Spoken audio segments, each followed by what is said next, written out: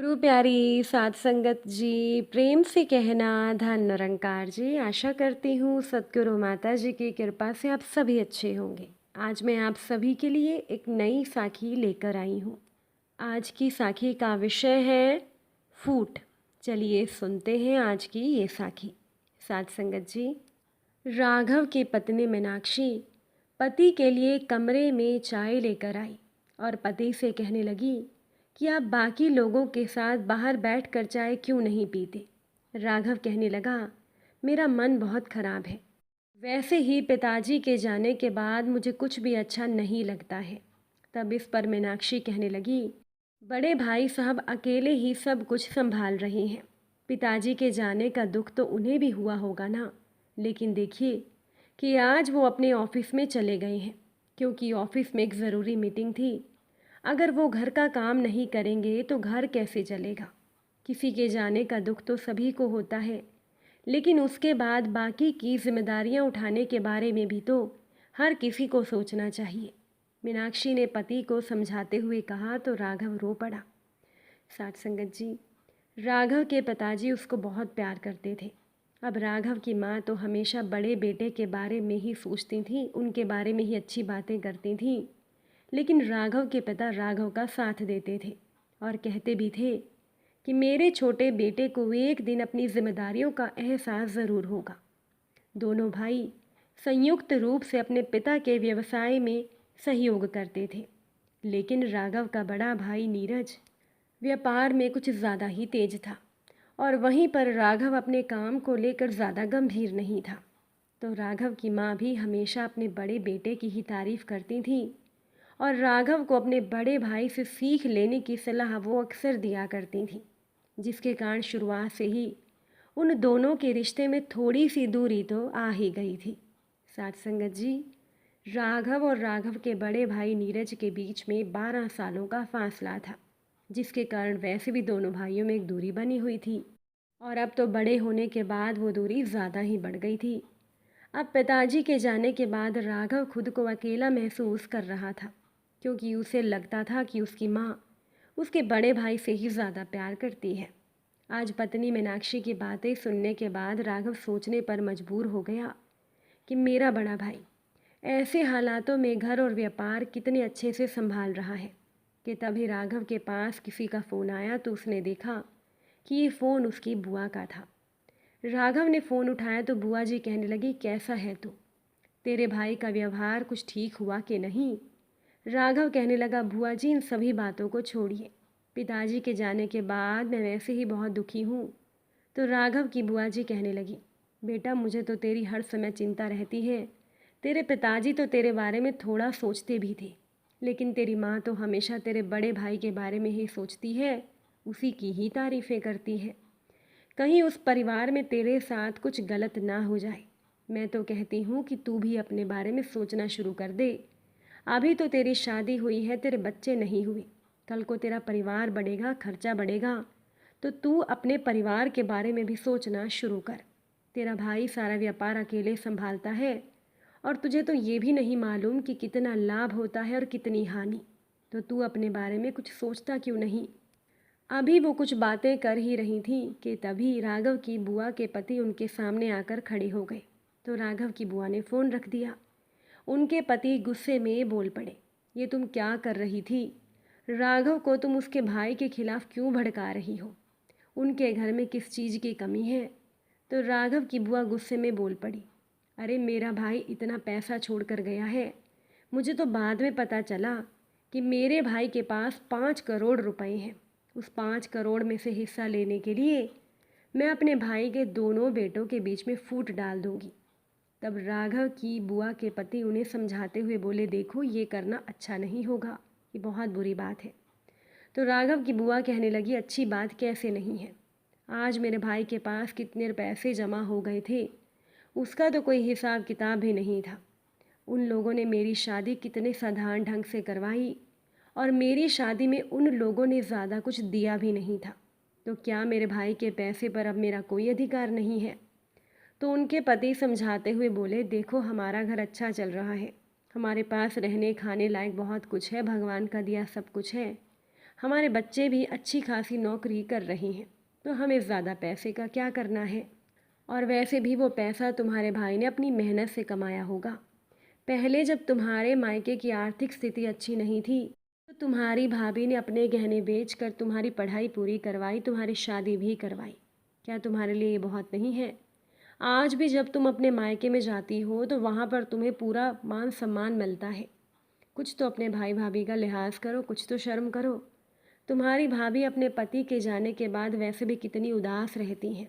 ऐसे समय में अगर उनके घर में बेटों के बीच में पैसों को लेकर और बंटवारे के लिए लड़ाई झगड़ा हो गया तो सोचो तुम्हारी भाभी पर क्या बीतेगी। तुम ऐसा क्यों कर रही हो? तो राघव की बुआ गुस्से में बोल पड़ी, आप चुप रहिए, अपना काम करिए। ये मेरे मायके की बात है और मेरे मामले में आपको बोलने की ज़रूरत नहीं है। तो उनके पति उनसे नाराज़ हो गए और कहने लगे, तुम्हें जो करना है करो, मैं तुम्हारा साथ नहीं दूंगा। मुझे तो तुम्हें समझाना था। मैं तुम्हारे भाई के बेटों को बता दूंगा कि तुम जानबूझकर उनके बीच में फूट डलवाने की कोशिश कर रही हो। अब राघव की बुआ डर गई कि कहीं उनके पति उनकी पोल न खोल दें, इसीलिए वो कहने लगी, ठीक है, अब मैं उन लोगों से कुछ भी नहीं कहूँगी। ऐसे ही गरीब रहना, और मैं तो अपने परिवार के बारे में ही सोच रही थी। जाओ, ज़िंदगी भर कमाते रहो, फिर भी कुछ जोड़ नहीं पाओगे। इतना कहकर राघव की बुआ चुप हो गई। तो उनके पति ने सोचा कि अब ये कुछ नहीं करेगी, इसीलिए उन्होंने भी पत्नी को कुछ नहीं कहा। लेकिन राघव की बुआ निर्मला जी चुप बैठने वालों में से तो थी नहीं। वैसे तो शुरुआत से ही उन दोनों भाइयों में ज़्यादा प्यार नहीं था, और अब तो पिता की मृत्यु के बाद ही उनकी बुआ ने दोनों बेटों के बीच में फूट डलवाने का काम शुरू कर दिया। तो एक दिन निर्मला जी मायके पहुंची। उन्होंने राघव को अपने पास बुलाया और कहने लगी, बेटा, समय रहते अपना हिस्सा मांग ले, कहीं ऐसा ना हो कि तेरा भाई तेरा सारा पैसा हड़प ले। वैसे भी वो माँ का प्यारा है, लाडला है। कहीं तेरी माँ ने सब कुछ उसे दे दिया तो तेरा क्या होगा। ये सुनकर राघव सोच में पड़ गया। तो निर्मला जी कहने लगी, बेटा, मेरे साथ तो भेदभाव हो चुका है। मेरे भाई के पास इतना पैसा था, लेकिन देख, मेरी शादी ऐसे घर में करने के बावजूद उन्होंने मुझे कुछ नहीं दिया। तू तो मेरा प्यारा बच्चा है, अगर तू अपना हिस्सा लेगा तो थोड़ी बहुत मेरी भी मदद कर देना, क्योंकि तेरी माँ से ज़्यादा प्यार तो मैंने तुझे दिया है। तेरी माँ ने तो तुझे जन्म देने के बाद तुझसे ज़्यादा प्यार नहीं रखा, वो बीमार पड़ गई थी। तुझे मैंने पाला है, इसीलिए मुझे अच्छे से पता है कि तू मेरे प्रति अपना फ़र्ज ज़रूर निभाएगा। तेरी माँ और तेरा भाई तो मेरे बारे में सोचते नहीं, लेकिन एक तू ही तो है जिसे मेरी परवाह है। कहते कहते वो जानबूझकर रो भी पड़ी। तो राघव रोते हुए बोला, बुआ जी, मुझे अच्छे से पता है कि आपने मेरे लिए क्या क्या किया है। मैं आपकी बहुत इज्जत करता हूँ, लेकिन आज भी मेरे लिए मेरी माँ और मेरे भाई से बढ़कर और कुछ नहीं है। मैं उन दोनों से बहुत प्यार करता हूँ। मैं मानता हूँ कि मेरी माँ मेरे बड़े भाई को ज़्यादा प्यार करती हैं, वो उनका लाडला है, क्योंकि वो बहुत ज़िम्मेदार है।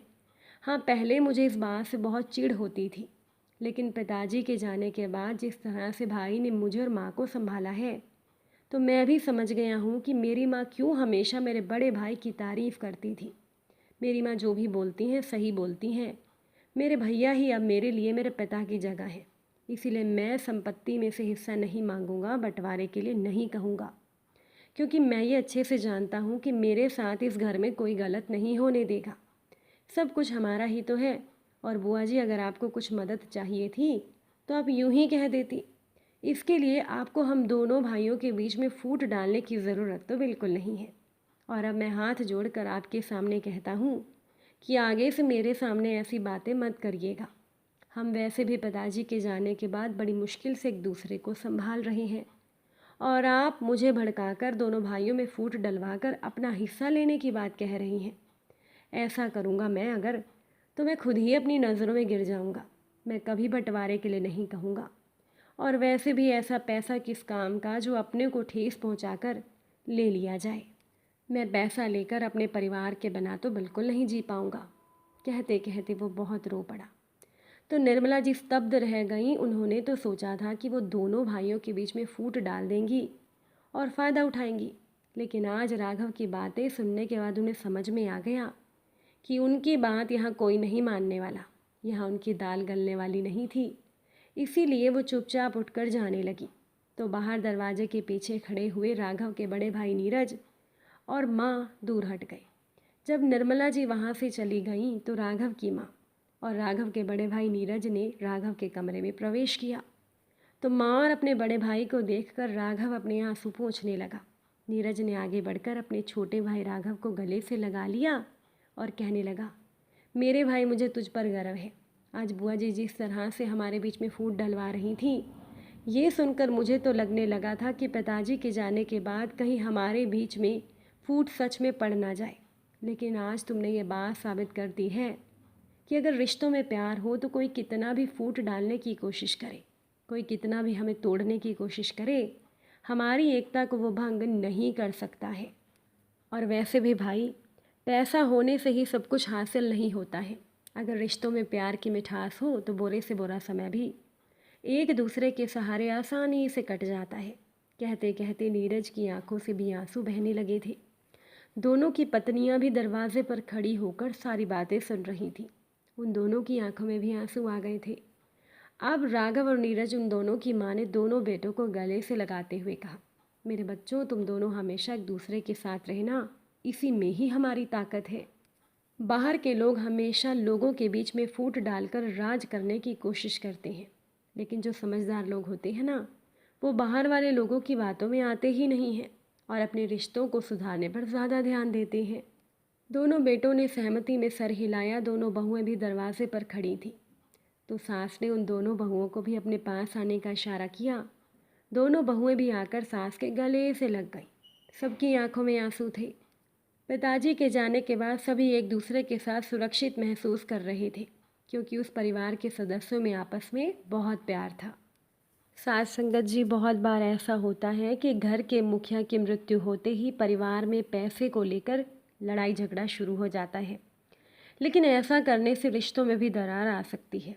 अगर घर के सभी लोगों को एक दूसरे पर भरोसा हो, सभी एक दूसरे के बारे में सोचें, तो साथ रहकर भी सुकून से जिया जा सकता है।